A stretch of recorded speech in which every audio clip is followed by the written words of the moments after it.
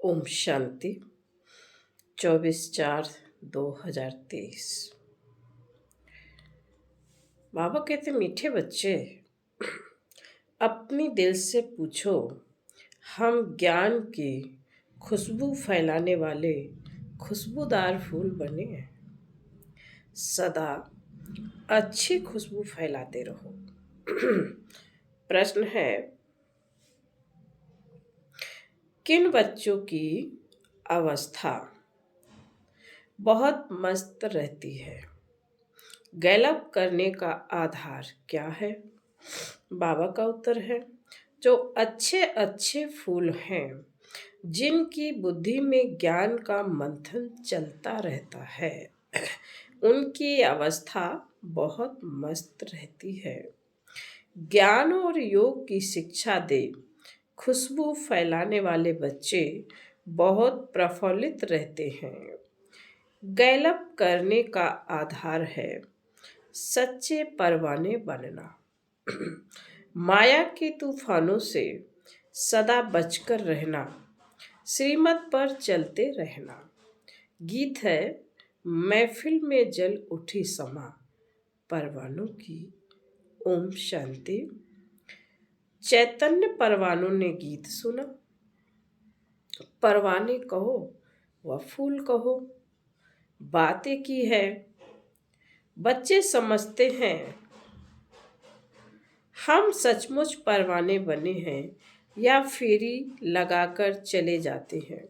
समा को भूल जाते हैं। हर एक को अपनी दिल से पूछना है कि हम कहाँ तक फूल बने हैं और ज्ञान की खुशबू फैलाते हैं। जैसे अपने जैसा फूल किसको बनाया है, यह तो बच्चे जानते हैं। ज्ञान का सागर वह बाप है, उनकी कितनी खुशबू है। जो अच्छे फूल व परवाने हैं, उनकी जरूर अच्छी खुशबू आएगी।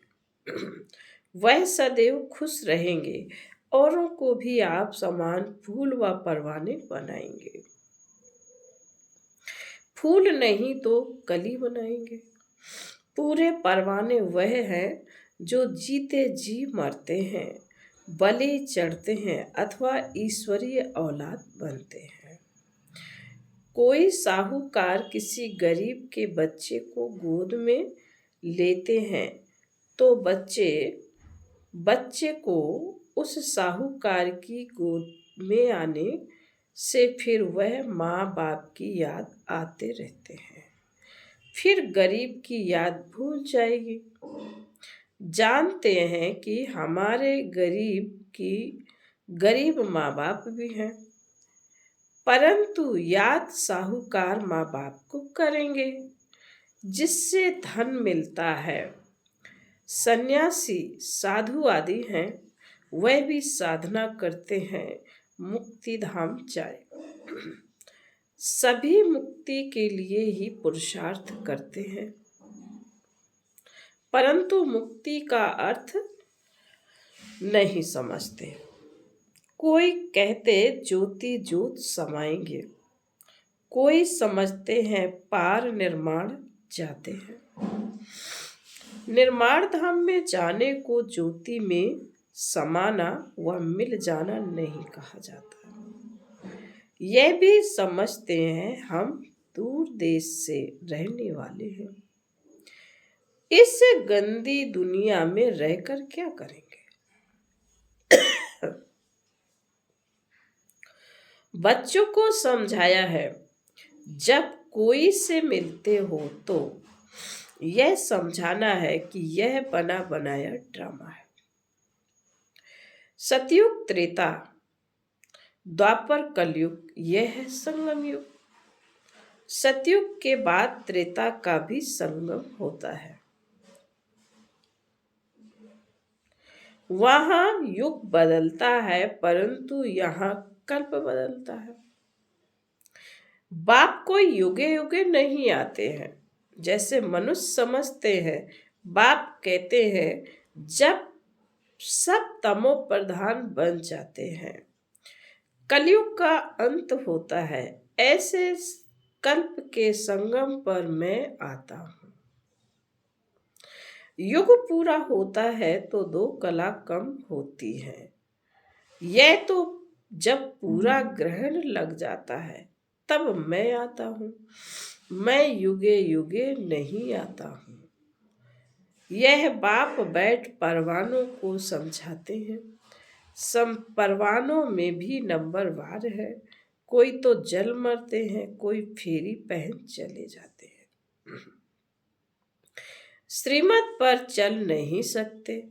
अगर कहाँ श्रीमत पर नहीं चले तो फिर माया पछाड़ती रहेगी। बाबा ने कहा अगर श्रीमत पर नहीं चलेंगे तो फिर माया पछाड़ती रहेगी। श्रीमत का बहुत गायन है। श्रीमत भगवत गीता कहा जाता है। शास्त्र तो बाद में बैठ बनाए हैं। उस समय मनुष्यों की बुद्धि रजो तमो होने के कारण समझते हैं श्री कृष्ण द्वापर में आया। बाप कहते हैं मैं आता ही तब हूँ जब आदि सनातन देवी देवता धर्म वाले मनुष्य गुम हो जाते हैं। परंतु यह भूल जाते हैं कि हम ही देवी देवता धर्म वाले थे। अपना हिंदू धर्म कह देते हैं। यह कड़े से कड़ी भूल है। भारतवासी जो देवता धर्म के पुजारी हैं उन्हों से पूछो कि तुम किस धर्म के हो, तो कहते हैं हम हिंदू धर्म के हैं। अरे तुम पूजते किसको पूजते हो? भारतवासी अपने धर्म को ही नहीं जानते। यह भी ड्रामा में नूंद है। जब भूलें तब तो फिर से मैं आकर आदि सनातन देवी देवता धर्म की स्थापना करूं। सतयुग में है ही एक धर्म। यह बातें बाप बैठ समझाते हैं। जो विश्व के मालिक थे वह खुद ही भूल जाते हैं तो बाकी औरों की बात ही क्या। यह एक ही बाप है जो आकर दुख धाम से निकाल सुख धाम का मालिक बनाते हैं। तुम कहेंगे अभी हम नरक के मालिक हैं।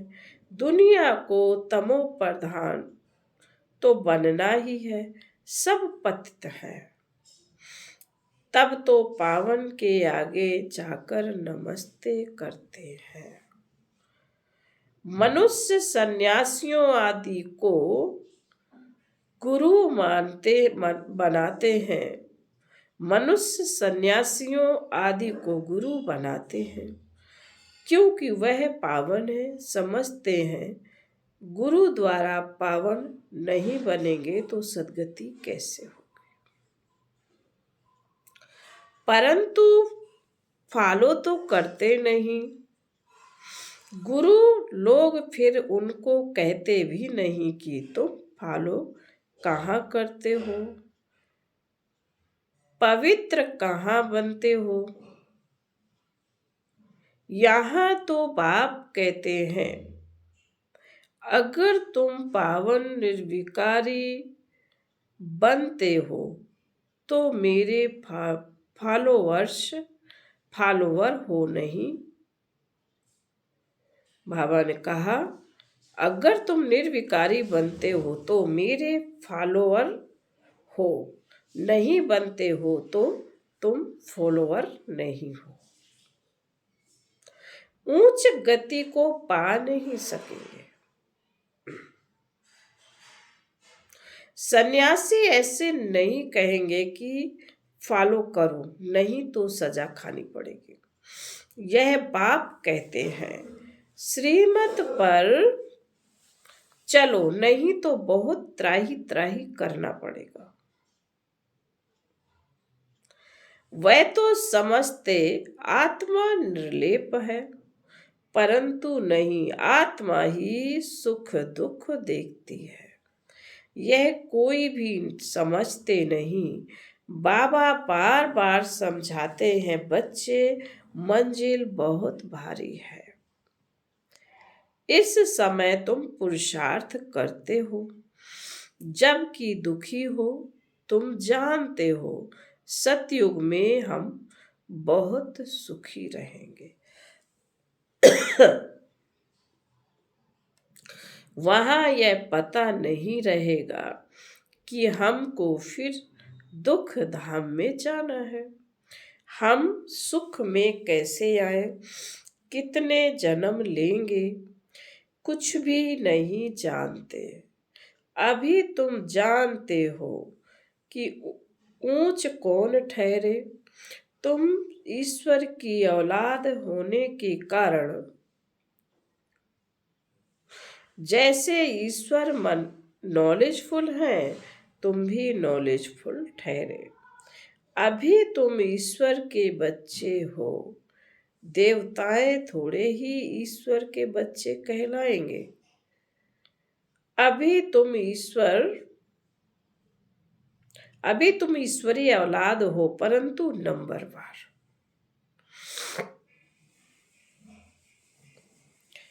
कोई तो बड़े मस्त है, समझते समझते हैं हम तो बाबा की मत पर चलते रहते हैं। जितना मत पर चलेंगे उतना श्रेष्ठ बनेंगे। बाप सम्मुख बैठ बच्चों को समझाते हैं, बच्चे देह अभिमान छोड़ो, देही अभिमानी बनो। निरंतर याद करो, परंतु सदैव याद नहीं कर सकेंगे। याद रहेगी नंबरवार पुरुषार्थ अनुसार।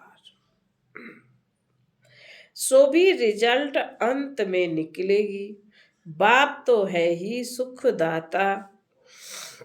ऐसे तो नहीं कि दुख भी बाप देते हैं। बाप कभी बच्चों को दुख नहीं देते।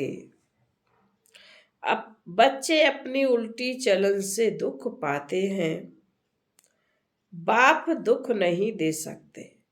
कहते हैं, हे भगवान, बच्चा दो तो कुल वृद्धि को पाएगा। बच्चे तो बहुत प्यार करते हैं, बाकी दुख अपने कर्मों का ही पाते हैं। अब भी अब भी बाप तो बच्चों को बहुत सुखी बनाते हैं। कहते हैं, श्रीमत पर चल। आसुरी मत पर चलने से तुम दुख पाते हो। बच्चे बाप और टीचर अथवा बड़ों की आज्ञा ना मानने से दुखी होते हैं। दुखदाई खुद बनते हैं, माया के बन पड़ते हैं। ईश्वर की मत तुमको अभी मिलती है। ईश्वरीय मत की रिजल्ट 21 जन्म तक चलती है। फिर आधा कल्प माया की मत पर चलते हैं। ईश्वर एक ही बार आकर मत देते हैं। माया तो आधा कल्प से ही है, मत देती ही रहती है। माया की मत पर चलते 100% दुर्भाग्यशाली बन पड़ते हैं। तो अच्छे अच्छे फूल हैं, वह इसी खुशी में सदैव मस्त रहते हैं। नंबरवार तो है ना, परवाने कोई तो बाप के बन श्रीमत पर चल पड़ते हैं। अक्षर करके गरीब ही अपना पूरा पोता मेल लिखते हैं। साहूकारों को तो डर रहता है कि कहाँ हमारे पैसे ना ले लेवे। साहूकारों के लिए बड़ा मुश्किल है। बाप कहते हैं मैं गरीब निवाज हूँ। दान भी हमेशा गरीब को ही किया जाता है। सुदामा की बात है ना, चावल चपटी ले उनको महल दे दिए। तुम हो गरीब समझो, कोई के पास 25 रुपया है, उस कोई के पास 25 रुपया है, उनसे 1-2 आना देते हैं। साहूकार 50,000 दे तो भी इक्वल हो जाता है। इसलिए गरीब निवाज कहा जाता है। साहूकार लोग तो कहते हमको फुर्सत नहीं मिलती, क्योंकि पूरा निश्चय नहीं है। तुम हो गरीब, गरीबों को धन मिलने से खुशी होती है। बाबा ने समझाया है यहाँ के गरीब वहाँ साहूकार बन जाते हैं, और यहाँ के साहूकार वहाँ गरीब बन पड़ते हैं। कोई कहते हम यज्ञ का ख्याल रखें या कुटुंब का रखें। बाबा कहते हैं तुम अपने कुटुंब की बहुत अच्छी संभाल करो। अच्छा है जो तुम इस समय गरीब हो। साहूकार होते तो बाप से पूरा वर्षा ले नहीं सकते। सन्यासी ऐसे नहीं कहेंगे, वह तो पैसे लेकर अपनी जागीर बनाते हैं, सिर्फ बाबा थोड़े ही बनाएंगे। यह मकान आदि सब तुम बच्चों ने अपने लिए बनवाए हैं, यह किसी की जागीर नहीं है। यह तो टेम्परेरी है, क्योंकि अंत समय बच्चों को यहाँ आकर रहना है। हमारा यादगार भी यहाँ है, तो पिछाड़ी में यहाँ आकर विश्राम लेंगे। बाप के पास भागेंगे वह जो योग युक्त होंगे, उन्हों को मदद भी मिलेगी। बाप की बहुत मदद मिलती है। तुम बच्चे तुम जानते हो हमको यहाँ बैठ विनाश देखना है। जैसे शुरू में बाबा ने तुम बच्चों को बहलाया है, तो पिछाड़ी वालों का भी हक है। उस समय ऐसे फील करेंगे जैसे बैकुंठ में बैठे हैं। बहुत नजदीक होते जाएंगे। यह तो समझते हैं हम यात्रा पर है, थोड़े समय बाद विनाश होगा। हम जाकर प्रिंसेस बनेंगे। किस्म किस्म के फूल हैं, फिर प्रिंसेस बनेंगे। हर एक बच्चे को समझना चाहिए कि मैं कितने को ज्ञान की खुशबू दे रहा हूँ, किसको ज्ञान और योग की शिक्षा देता हूँ। जो सर्विस करते हैं वह अंदर में प्रफुल्लित रहते हैं। बाबा जान जाते हैं यह किस अवस्था में रहते हैं। इनकी अवस्था कहाँ तक गैलप करेगी। गैलप उनकी अवस्था करेगी जो परवाना बन चुका होगा।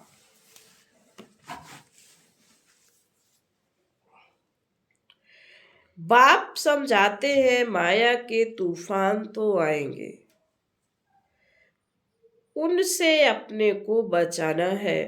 सन्यासी कभी नहीं कहेंगे कि स्त्री पुरुष गृहस्थ में रहते पवित्र हो दिखाओ। वह ऐसा सन्यास करा न सके। उनका है ही रजो प्रधान सन्यास, निवृत्ति मार्ग का। हठ योग सन्यास तो मनुष्य को सिखलाते आए हैं। अभी ये राजयोग परमपिता परमात्मा आकर आत्माओं को सिखाते हैं। आत्मा को ज्ञान है। मैं आत्मा अपने इस आत्मा भाई को समझाता हूँ। जैसे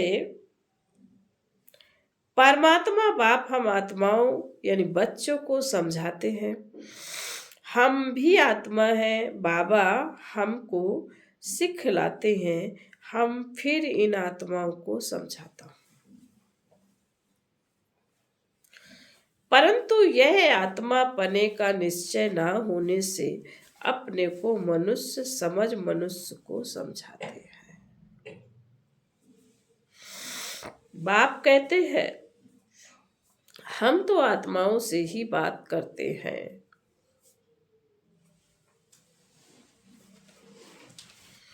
मैं परमात्मा तुम आत्माओं से बात करता हूं। तुम कहेंगे हम आत्मा सुनती हैं।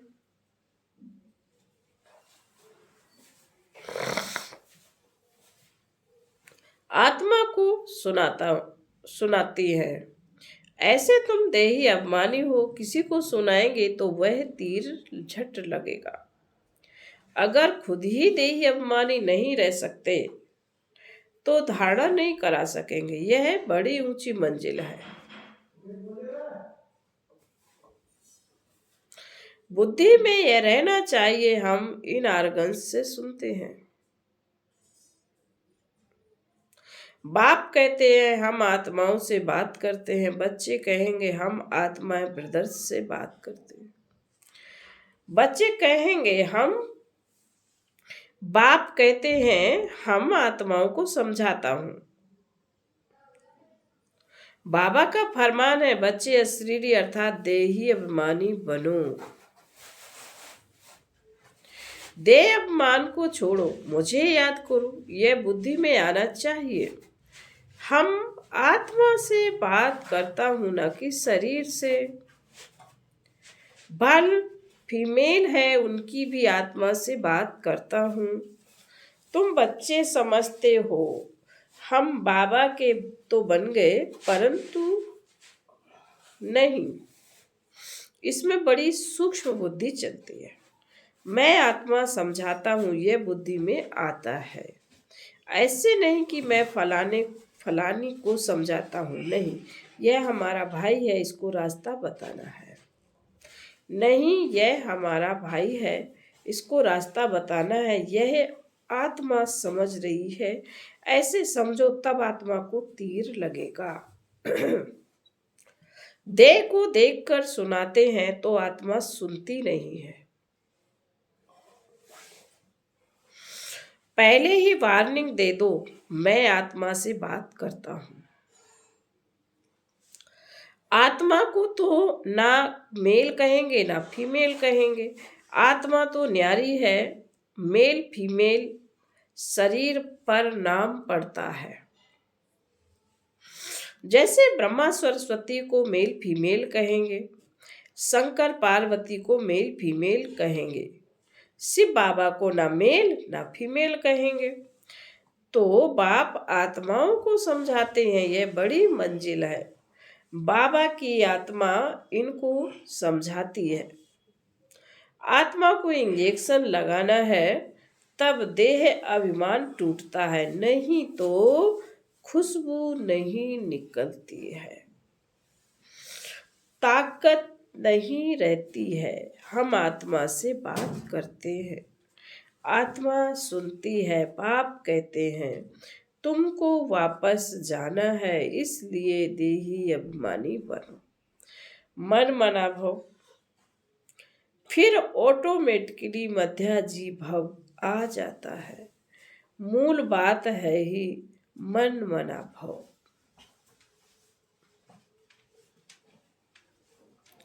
बाप को याद करो, भल कहते तो सब है। भगवान को याद करो परंतु जानते नहीं। खास कहते ईश्वर को याद करो, श्री कृष्ण को व किसी देवता को याद नहीं करना है। अभी तुम बच्चों को बड़ी सूक्ष्म बुद्धि मिलती है। सवेरे उठ विचार सागर मंथन करना है। दिन में सर्विस करनी है क्योंकि कर्मयोगी हो, लिखा हुआ भी है। नींद को जीतने वाले बनो, जाम रात को जाग कमाई करो। दिन में माया का बड़ा बिखेरा है, अमृत वेले वायुमंडल बहुत अच्छा रहता है। बाबा को यह तो लिखते नहीं कि फलाने टाइम पर उठ विचार सागर मंथन करते हैं। इसमें बड़ी मेहनत है। विश्व का मालिक बनते हैं तो जरूर थोड़ी मेहनत तो करनी पड़ेगी। फिर बाबा कहते अच्छा। फिर बाबा कहते अच्छा, मीठे मीठे शिकीले दे बच्चों प्रति माता पिता बाप दादा का याद प्यार और गुड मॉर्निंग। रूहानी बाप की रूहानी बच्चों को नमस्ते। हम रूहानी बच्चों की रूहानी माता पिता बाप दादा को याद प्यार, गुड मॉर्निंग और नमस्ते। धारणा के लिए मुख्य सार पहली पॉइंट में बाबा ने कहा है, देही अभिमानी बनने की मेहनत करनी है। हम आत्मा भाई से बात करता हूँ, आत्मा बोलती है, आत्मा इनारगंश से सुनती है, यह अभ्यास करना है। ऊंच गति के लिए नंबर 2, ऊंच गति के लिए पावन निर्विकारी बनना है। जीते जी मर कर पूरा परवाना बनना है। वरदान है, एक हिम्मत की विशेषता द्वारा सर्व का सहयोग प्राप्त कर आगे बढ़ने वाली विशेष आत्मा भाव। जो बच्चे हिम्मत रखकर निर्भय होकर आगे बढ़ते हैं, उन्हें बाप की मदद स्वतः मिलती है। हिम्मत की विशेषता से सर्व का सहयोग मिल जाता है। इसी एक विशेषता से अनेक विशेषताएं स्वतः आ जाती हैं। एक दम आगे रखा और अनेक कदम, बाबा ने कहा एक कदम आगे रखा और अनेक कदम सहयोग के अधिकारी बने। इसी विशेषता का औरों को भी दान और वरदान देते रहो। अर्थात विशेषता को सेवा में लगाओ तो विशेष आत्मा बन जाएंगे। स्लोगन है, बुद्धि से इतने हल्के रहो जो बाप अपनी पलकों पर बिठाकर साथ ले जाए। ओम शांति।